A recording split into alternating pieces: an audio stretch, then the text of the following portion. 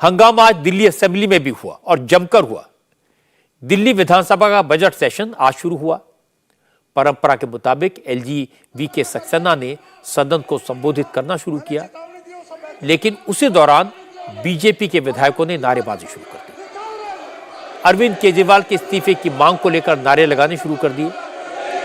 LG को भाषण रोकना पड़ा, तो जवाब में आम आदमी पार्टी के सदस्यों ने भी नारेबाजी शुरू कर दी। स्पीकर ने बीजेपी के विधायकों को चेतावनी दी और जब वो नहीं माने तो बीजेपी के 3 विधायकों को मार्शल्स के जरिए सदन से बाहर कर दिया।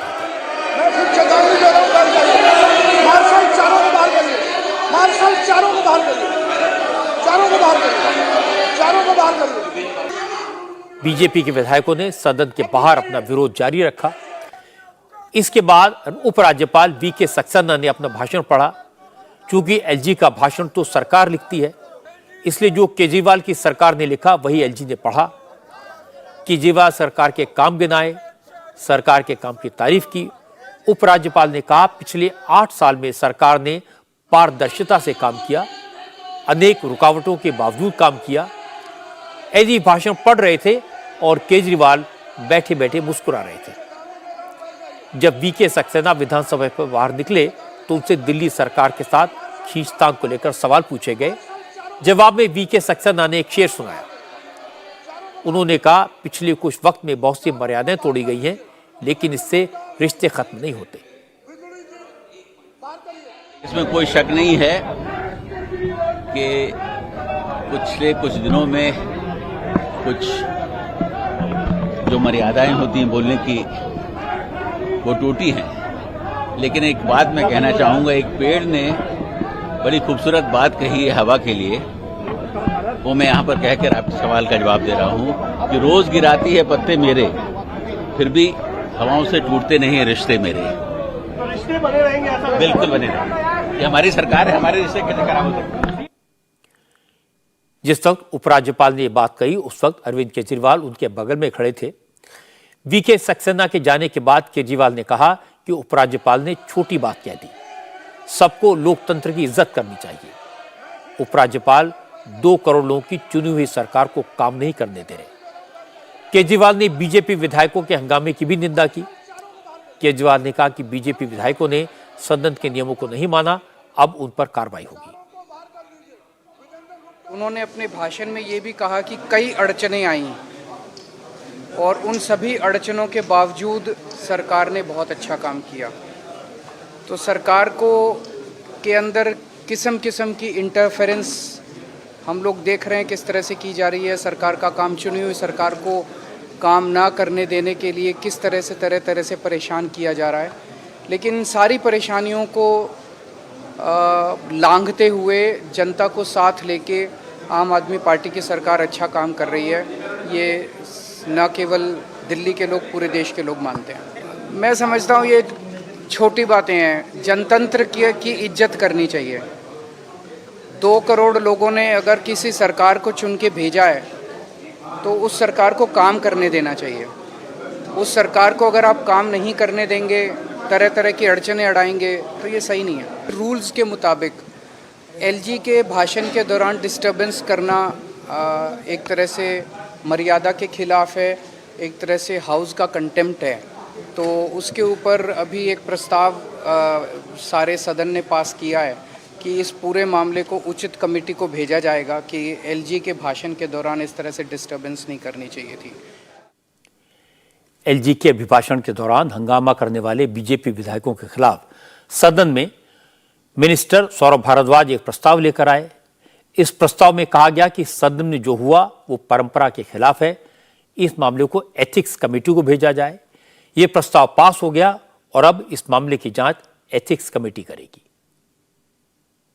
एलजी साहब से हमारे मतभेद हैं और वो मतभेद भी इसी चीज के हैं कि प्रजातंत्र की जो मर्यादा है, जो संवैधानिक जो पूरा का पूरा प्रेसिडेंस रहा है, उसको बना के रखें एलजी साहब भी।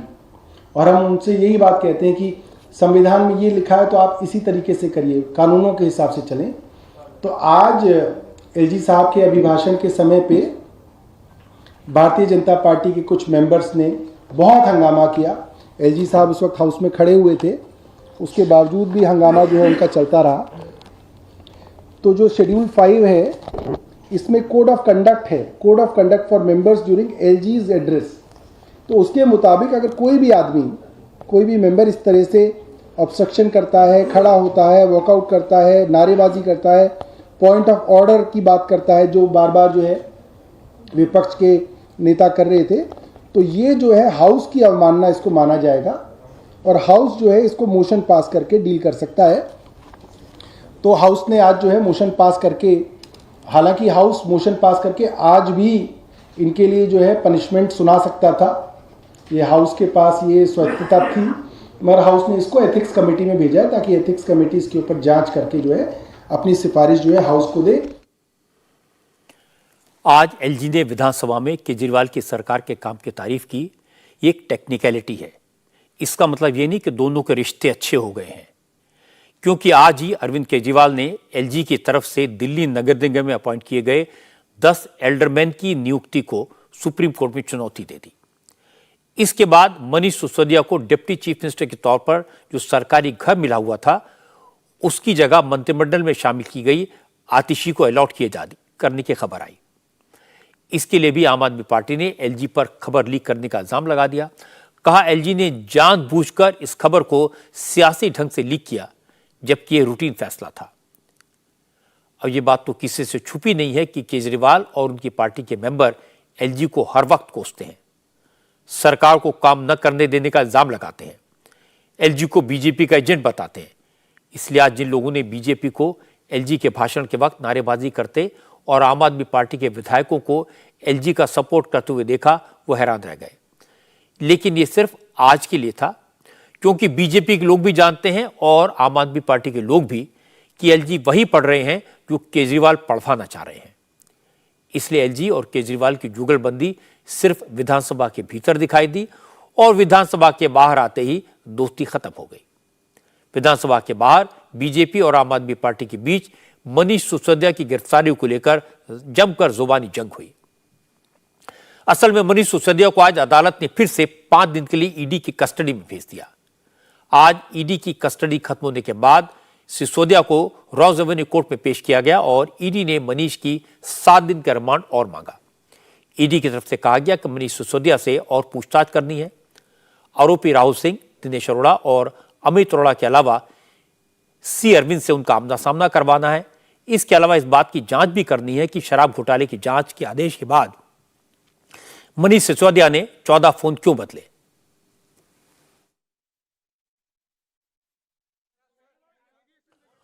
और वो फोन दूसरों के नाम पर क्यों लिए, उन फोन्स को डिस्ट्रॉय क्यों किया गया, वो फोन कहां हैं, उन फोन्स में क्या जानकारी थी, यह सब पता लगाना है। इसलिए सिसोदिया की कस्टडी जरूरी है।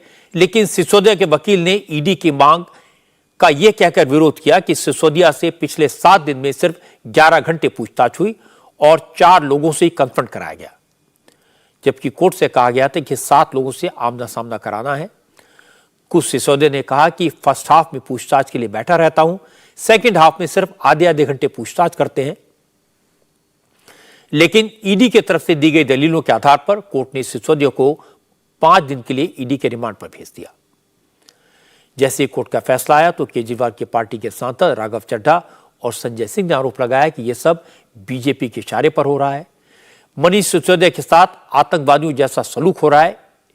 इसके लिए देश प्रधानमंत्री मोदी को माफ नहीं करेगा। इंडिया टीवी हर वक्त हर जगह डाउनलोड करने के लिए सर्च करें India TV news Google play store या ऐप स्टोर पर।